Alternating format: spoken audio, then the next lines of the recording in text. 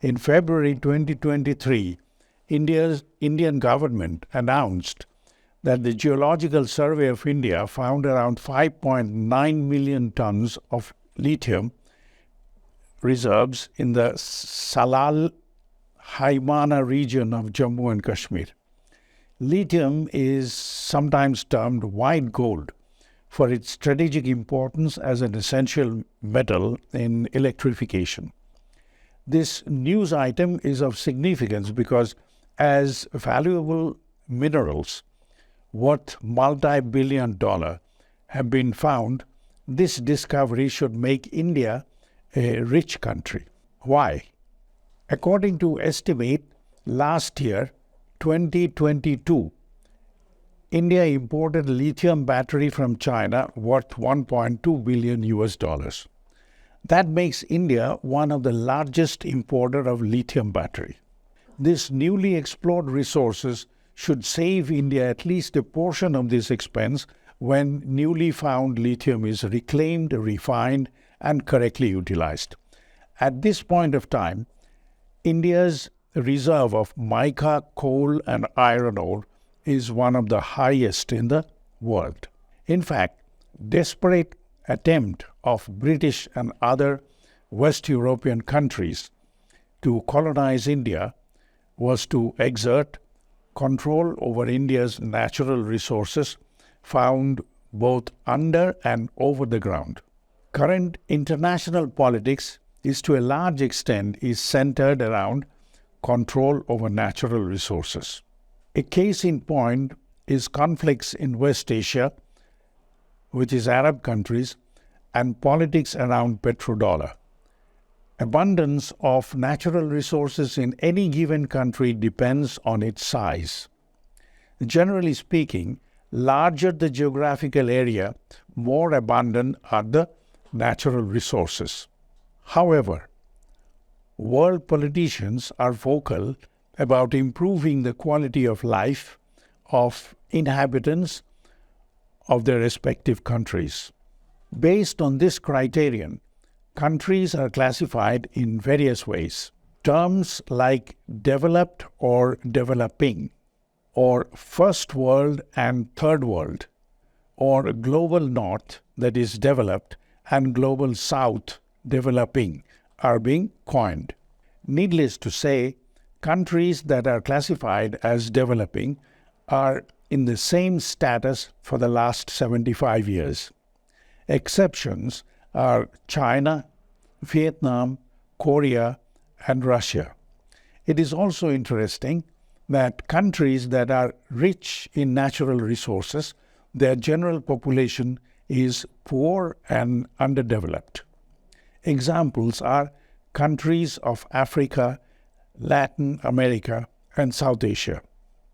Whereas countries that are considered developed are poor in natural resources.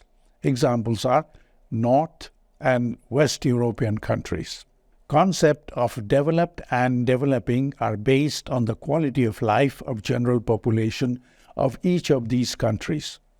In general, people of developed countries, that is poor in natural resources, have better schooling, healthcare, housing, infrastructure, and municipal life, as opposed to the population of developing countries that are rich in natural resources, have wretched schooling, healthcare, housing, infrastructure, and municipal life.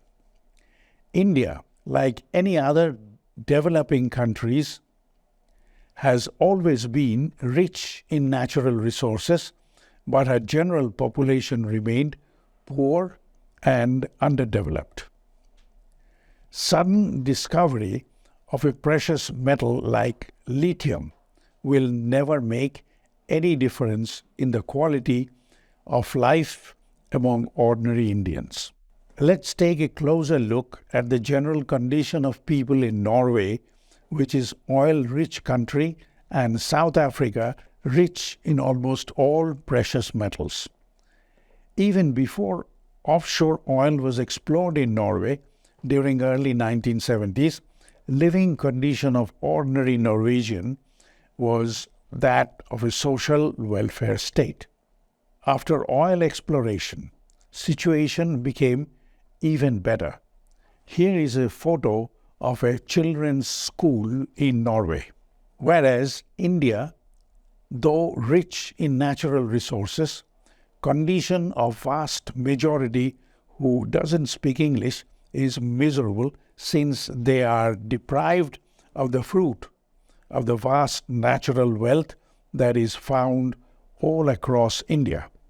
It was thought that as India became independent, poverty and underdevelopment for the majority will vanish. Even if it has happened, process is much too slow. Here is an illustration of just that. What does that indicate? That shows improvement of quality of life among general population is less dependent on what nature has allotted to a given country in question, but depends far more on the intentions and quality of leadership of a given government that runs a given country. It is said that land of 3 million square kilometer inhabited by 1.3 billion Indians has two distinct identity. One is India, ruled by Anglophonic Indians, that is hardly about 5% of the total population. Another is Bharat, where remaining 95% Indians live, who are unable to express their thoughts in English and are marginalized by 5%. According to this hypothesis, India is ruling Bharat the way 30,000 British ruled 35 crore Indians. Here is a photo of the days of British Raj. Therefore, Indian people of grassroots level have no reason to be too excited about exploration of lithium and its media hype. Buying and selling of all the natural wealth and its resultant revenue that is generated, if it is not used to improve conditions of people living in Bharat, then what happens to the wealth? Of that, a large segment is consumed by the people who live in Anglophonic India. Most of it is siphoned out in the banks of Anglo-American West. Those who can recall all the turmoil during the Anna Hazare-led movement called India Against Corruption, demand of repatriation of Kala Dhan or black money from overseas was adamantly refused by the then Congress government. During that movement, it was discussed in the mainstream media how money is being openly laundered to Anglo-American banks through major financial institutions that are operating in India. Annual amount of money being laundered has never been declared or even estimated. It is assumed that the amount transferred from India to overseas bank is in the area of multiple trillions of US dollars. Soon after Imran Khan became Prime Minister of Pakistan, he appeared in social media with desperate appeal to the government leaders of Anglo-American government and international agencies like UN, World Bank, IMF, etc. to help him prevent the annual outflow of resources from Pakistan to overseas banks that amounted to about $1 trillion. He also pointed out that his appeals didn't have much effect, since Western countries are enormously benefited by such one-way traffic of wealth from developing countries like Pakistan to a developed country of USA and Western Europe. No government leaders from India has ever made any such appeal. In fact, the annual amount being transferred from India to overseas bank is never declared officially. and is flatly denied by government authorities that such transfer at all exists.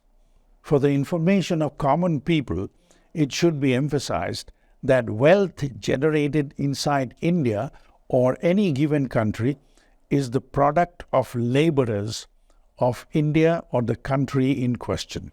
Yet, common people are conditioned to believe that it is the kindness of government that makes people entitled to social benefits like school, hospitals, infrastructure, and employment, etc.